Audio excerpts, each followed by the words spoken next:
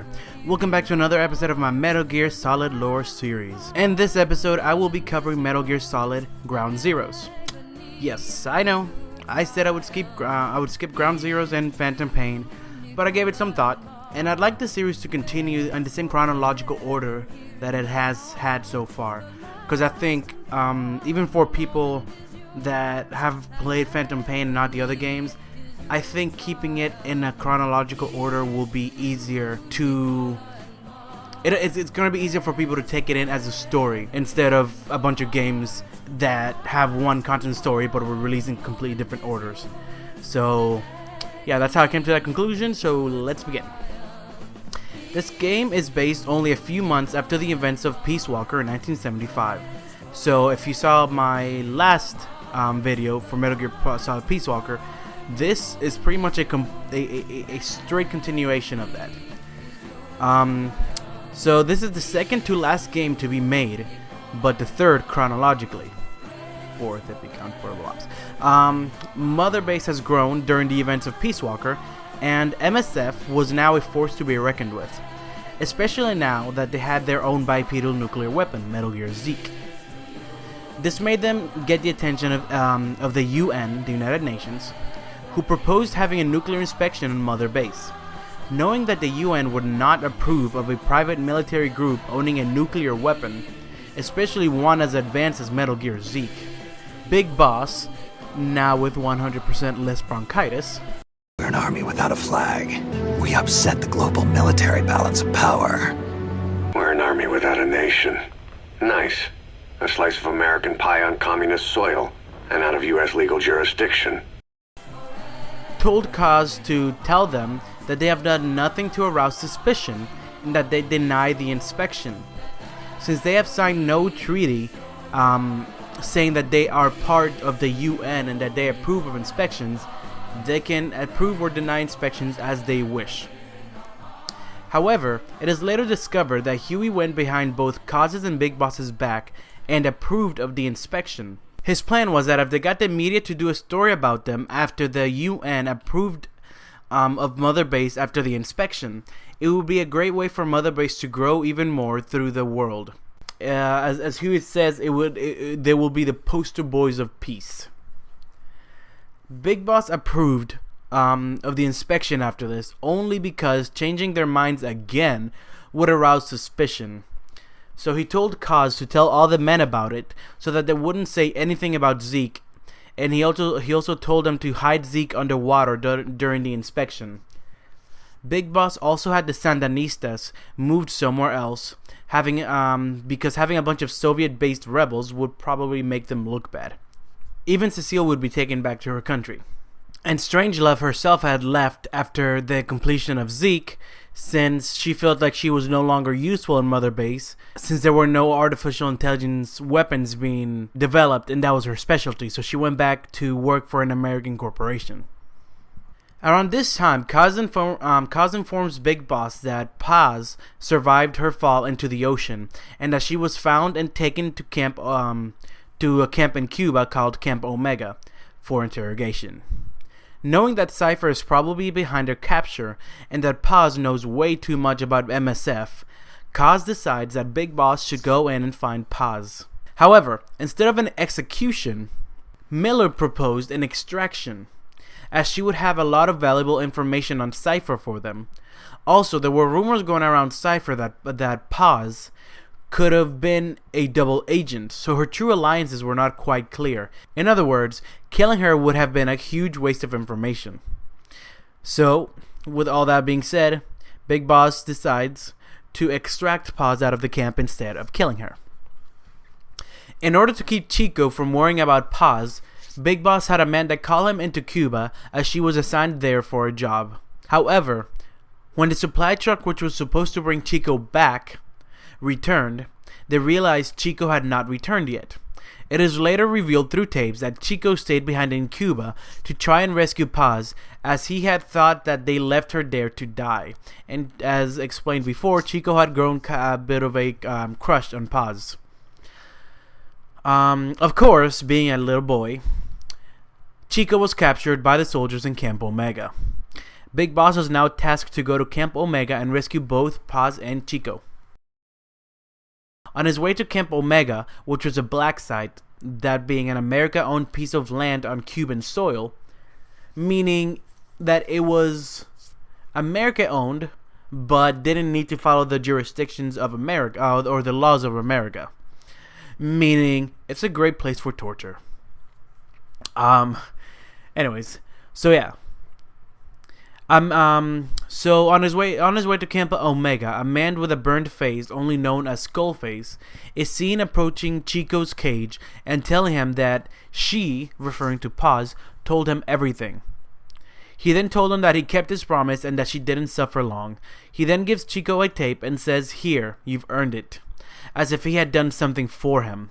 It is revealed through some tapes that Chico actually gave away the location of Mother Base, along with information about it, including the amount of staff and the information about Zeke. It is also revealed that the recordings Chico made to alert Big Boss of his location was a trap he set up along with Skullface.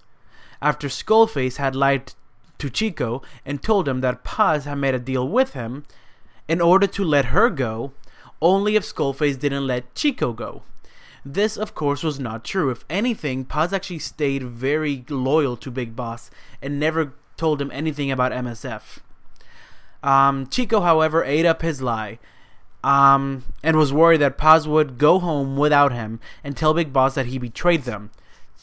In this fear, Chico agreed to record the tape that would make Big Boss come for him. Skullface is then seen entering a helicopter marked XOF and removing the insignia before lifting off. He, along with his men, also take off their patches which say XOF. Big Boss made his way into Camp Omega and finds Chico, who is at first hesitant to go with him, kicking and screaming as Big Boss tries to carry him. Big Boss is forced to knock Chico out in order to prevent him from causing too much noise. He then informs Kaz that he found Chico, but Paz is nowhere to be found. On his way to the extraction zone, Chico wakes up and tells Big Boss that Paz is dead over and over again, pleading him to take him home. Paz is dead. They killed her.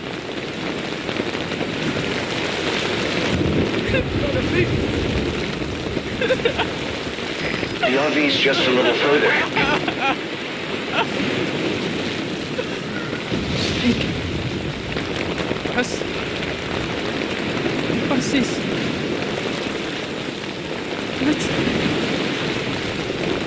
Let's go home. Snake. No! I wish I was dead. I'm sorry. I'm sorry. I'm so sorry. I want to start over.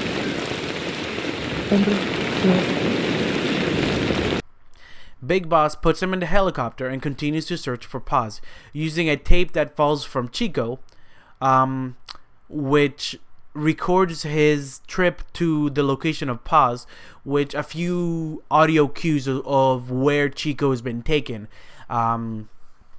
Using these audio cues, like helicopters being lifted off or a gate opening, Big Boss manages to find Paz's location. He finds her inside the main building of the base, tied up, bloody, and with her hair cut. He picks her up and carries her to the helicopter. As she mumbles to herself things like, "Pain is in the mind," and "my stomach." She also laughs, seemingly deranged. Understandably so, considering she had been tortured for days.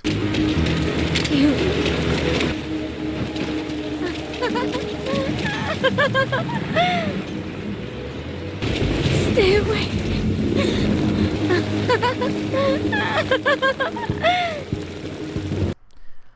Big Boss makes it to the helicopter and manages to leave undetected with her and Chico.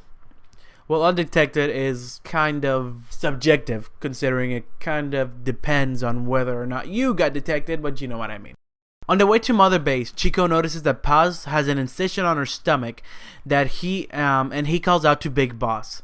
Big Boss, knowing that this was an incision that is typical of bombs placed inside POWs, prisoners of war, calls out to the medic inside the chopper with them. The medic feels her stomach and looks at Big Boss. At this point, Big Boss's concerns are confirmed, and he realizes that she's rigged and they were set up. Knowing that there was no time for anesthetics, the medic decides to undo the stitches and take the bomb right there and then, with Paz fully conscious. Snake becomes anxious and tells Chico to hold Paz down. The medic opens her up and reaches in her stomach to search for the bomb, at which point Paz wakes up and begins to struggle.